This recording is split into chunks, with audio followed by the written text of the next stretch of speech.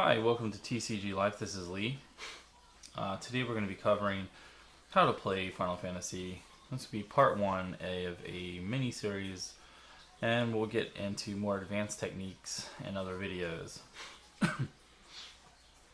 First, we're going to start off with the basics of the card. The game came out about 3 years ago.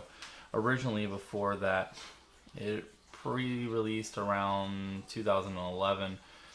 In Japan, it did not fare so well, so then they rebooted the game in the last 3 years here in the US, and it is playable now in other countries.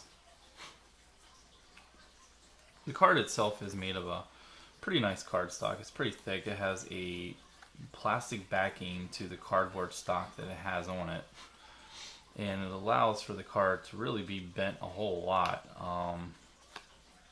More so than some other cards, so these are definitely more durable than, say, Pokemon. Magic has gotten a little better with some of their newer cards, but overall, this is probably one of the best cards I've seen yet in the design as far as it being thick.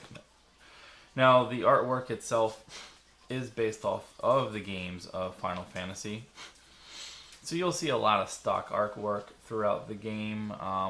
There are some other variants that come up occasionally, some custom artwork, but for the most part, most of the images on the cards are from gameplay or from some sort of title series. We're going to go ahead and talk about the card itself. The card itself is broken up into a couple components. First being that up in the left-hand corner, there is the crystal here, which not only tells you what type of card it is. In this case, it would be a water element. It also donates the amount of crystal points needed to play this card. Then you have the title of the card, and this one is Dusk. Then you have what type of card it is. It is a Ford in this case. The blue bar down the middle of this right here is Warrior of Light. That is the job title of this card. And then this bar here that's above it, usually it's always dark blue, is where or what game it came from, or what title series it came from. Below that you have the field where the information is about the card and how the card is used and how it's played, etc.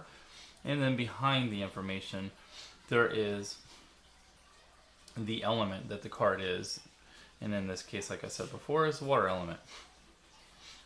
It does tell you here in the corner when the card was printed, and it also donates the serial number. The serial number for this one is 7-115R. What that means is that it is Opus 7, 115, that's the card number, and it is a rare. Currently right now there are commons, rares, heroes, legends, and starters. The starter, of course, will be an S on the end, and those come in the starter deck packs, and that's pretty much the only way to achieve it unless you get a booster pack, which you will occasionally get a foil version of a starter card. The cards do come in this flat mat, and then there are the foil versions of the cards, which aren't nothing spectacular, to be honest with you. I mean, they're very cool looking cards. I'll show you one. This is the Chocobo card. Let's see if I can get it to kind of glitter for you a little bit. But pretty much they're all the same when it comes to the foil. In the background, it's just kind of a sheet of glitter that they've put in the background and then laid the image on top of it. Still attractive looking card, but not as attractive as some other foils that you may see with like Pokemon, Yu-Gi-Oh, or Magic. Okay, let's get into the types of cards real quick. So we've already covered the Fords, but we'll do it again. So there are Fords. There is also a monster, a backup, and a summons. And really in hierarchy, this is kind of the way they are. Monsters aren't played as much. The most commonly played cards, of course, will be the Fords and the backups, then the summons, and then the monsters. They all have their jobs for specific reasons. There are no other cards at this point in time. I'm hoping that maybe they'll add another element to the game, But for now, this is all that they have provided. The elements in the game are water, lightning, wind, earth. This one right here is fire. Then we have a couple other special cards, which are light and dark. It's really self-explanatory. I mean, the colors pretty much donate to themselves, and then there's also, like I said, the symbol in the background to relate to, just in case, unfortunately, you may be colorblind or what have you. Alright. Let's talk a little bit about the gameplay. The gameplay consists of 50 cards. It cannot be more than 50, and it cannot be less than 50. The play mat, or the play area, if you don't have a mat, I suggest you get one, but if you don't, it doesn't make a difference. You can play on a solid table. But the play areas are, this is called the field. To the left is the damage zone. This is the draw pile, and this is the break zone. Some people like a variation of having the draw pile closest to them and the break zone in front, so that the player in front can see. It makes no difference in the game. There's no regulation of if you can be in the front or the back, just as long as there is a designated zone for the break zone. Anything outside of the play area would be considered either exiled or removed from the game, or unless the case you run out of space, which you may do with some particular decks. The way you win the game is that you have to achieve giving 7 points to a player, or putting 7 points of damage onto a player. And the way that they would want to defend that is by using the cards that they have in front of them to protect them from the damage that you are trying to deal to them. So in the beginning of the game, like I said, you would start off with 50 cards, and we're going to go ahead and draw the first cards. You would roll the dice to see who goes first. Person with the highest roll is going to choose if they want to go first or second. Let's say in our case that the person decided to go first. So we'll both draw 5 cards. And after you draw the 5 cards, you look at them.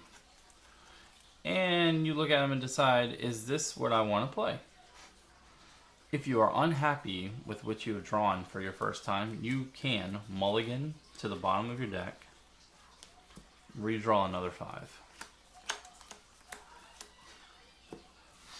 At this point, you cannot redraw anymore, and you are stuck with what you have in your hand.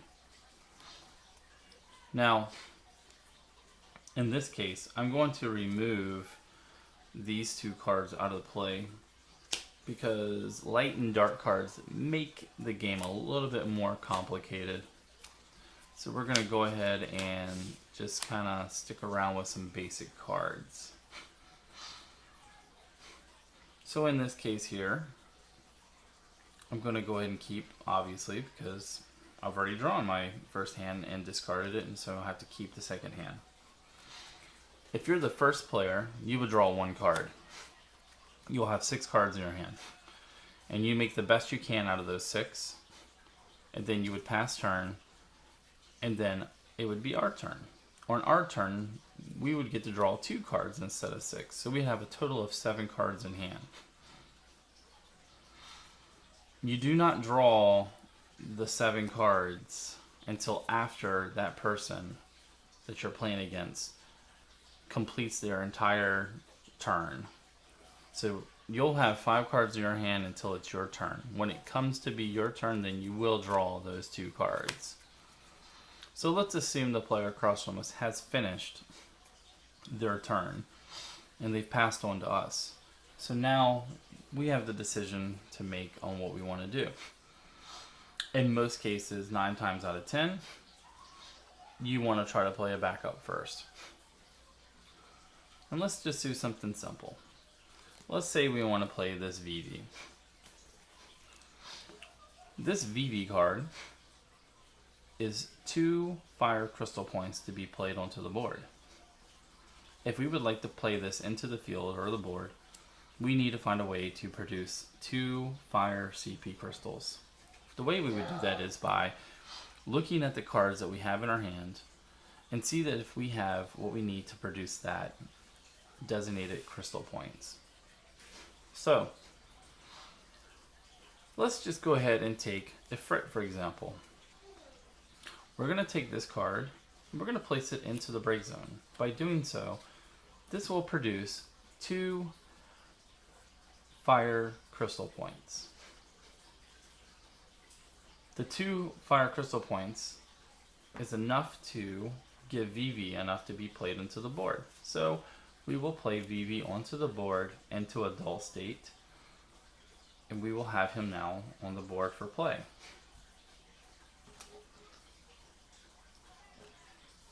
All backups, when they first come into play, unless otherwise noted, will come into the state dulled. So just so you know, when you turn your card this way, this is considered dull. When it's upright, it is active. But it must come in dull to begin with. Now we have a choice of other cards that we can play. Let's go ahead and give another example. Let's say we would like to play another backup still. And now we can continue to play as many backups as we want in our first main phase, as long as we have the required crystal points to do so. Or we choose to do so, because there might be times where you want to hold on to the cards. So let's say we want to play this Waka. The Waka is a 3 water CP. So we need to produce 3 water CP. Well, the way we're going to do that is by taking Yuna, place it into the break zone, which will produce 2 water CP. And we're going to take Dusk, which is also water, and place this also into the break zone, which will produce 4 water CP. So he only needs 3 to be able to be played onto the board, and we've already produced 4 by putting 2 cards of water into the break zone. So we can play Waka onto the board, which he will again come in dull. The extra CP, that 1 crystal left over that we did not use, will go to waste and is not recoverable and cannot be carried over for any play or any other turns throughout the game. At this point, we would probably pass turn on to our opponent. Now let's say our opponent has finished their turn and they've passed back to us. First thing you'd want to do is activate both your cards. If you had Fords that were dull, you would also activate them. We would draw 2 more cards. And we can decide what we want to do next. Well, let's say that we want to play Cloud of Darkness, because we would like to get a Ford out on the board so we have some firepower. The way we can do this with the cards that we have in hand currently is like this. So your backups, while they are in play and they're not in the dull state anymore, can produce 1 CP of the element they are. So, Cloud of Darkness is 5. For us to produce 5 CP of water, I'm going to turn Waka dull, which will automatically produce 1 water CP for me. And then what I'm going to do is I'm going to actually discard these 2 cards into the break zone. So that would give me 2 Earth CP and 2 Fire CP for a total of 5 CP altogether. So these 2 together give me 4. And this one gives me the extra point that I need, and that gives me a total of 5 CP. This card is 5 CP. The reason that works is because of the fact that one of the cards that I used to create the CP needed was of the element of the card that I'm trying to put into play. if I did not have a water card in my hand or on the board state as a backup to use for CP, Cloud of Darkness would not be playable onto the field. So now that we have Cloud of Darkness on the field, she cannot attack in the attack phase because all Fords that come onto the board have Summoning Sickness. So with Summoning Sickness, they cannot do anything until the next turn. So it takes one full turn for the Fords to sit on the board before they are playable into action. We have one card in hand, and we do not have enough CP to be used to play this card as a backup onto the field. So our turn at this point in time will be currently over. The next player may choose to play a Ford. Let's say they chose to play, and we're going to slide this down. They would have their own play map, but for all intents and purposes, we're going to do it like this. Let's say they have a Ford right now. And this one is currently 8,000 power, just like the Cloud of Darkness is 8,000 power. Now we're not going to worry about any text on the cards for this demonstration because it gets real sticky when we try to explain all the things with that. So for now, we're going to keep this very simple.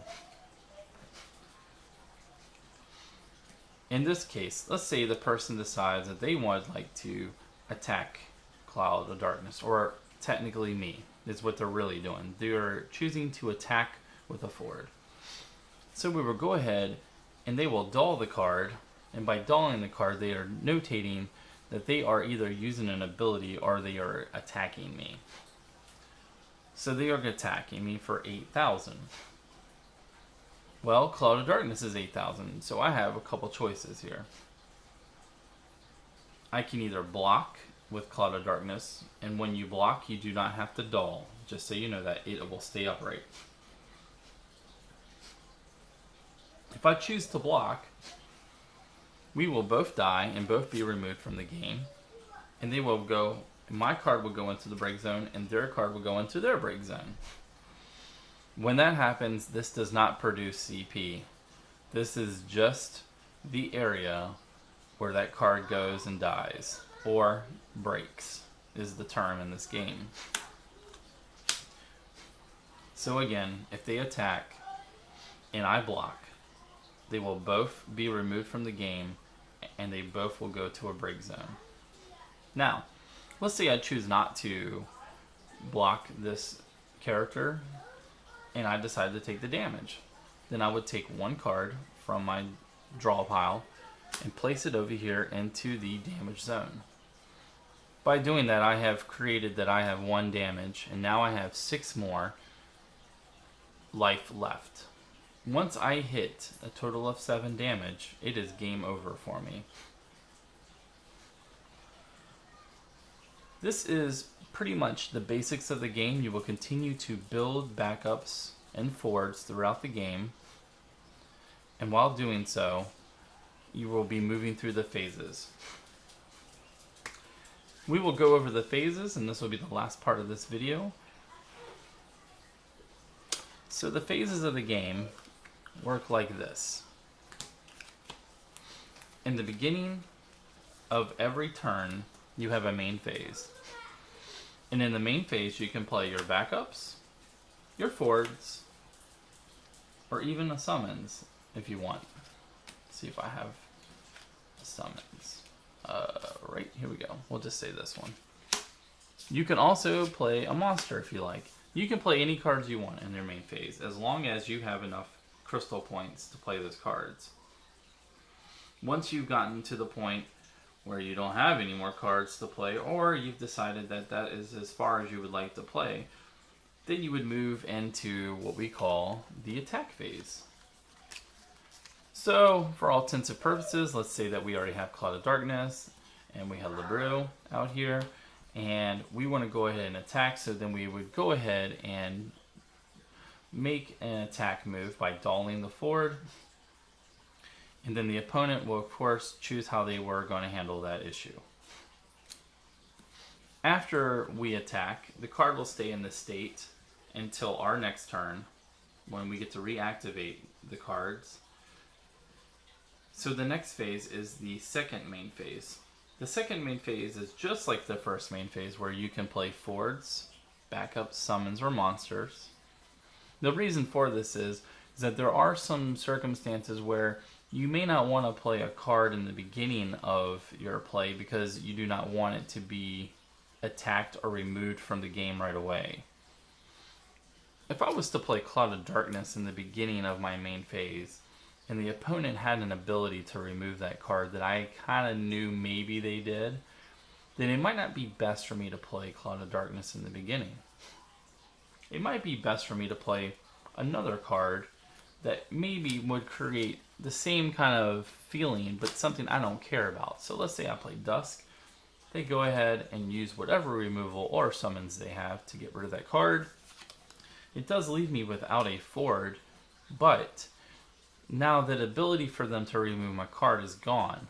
So then in the second main phase, I can play Cloud of Darkness safely without me having to worry about hopefully that person having a way to remove the card, which is typically one reason why the second main phase is added into the game. So the phases again are first main phase, attack, second main phase, and then you shall pass your turn. I hope that this has been helpful, and if you need any more help, please leave questions, comments below in the video, and I will do my best to try to get back to you about it. I feel like I pretty much covered the very basics of the game play. There are some other things that are way more complicated in this game, and we will go over that in other videos. But for now, that's all I'm going to show you, and I hope that you have a great day and have enjoyed this video and that it has been helpful, and hopefully you will enjoy playing Final Fantasy as much as I do.